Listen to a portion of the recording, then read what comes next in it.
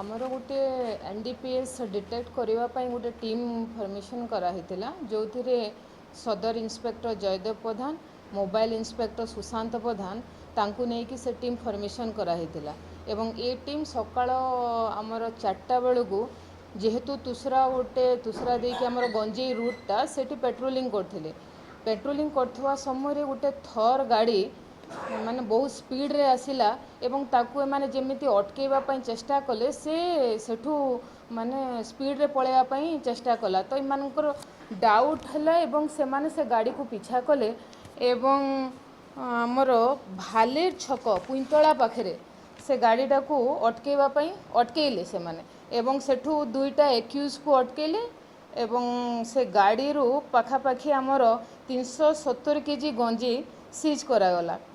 एवं गाड़ी रे थिबा दुईटा पर्सन थिले सलमान आलम मोहम्मद आसिफ से मैन ऑफ झारखंड एवं एमाने गंजेईटा ट्रांसपोर्ट करूथिले कंधमाल डिस्ट्रिक्ट रू महाराष्ट्र को गाड़ी रे से अप्रोक्सीमेट वैल्यू ऑफ द गांजा इज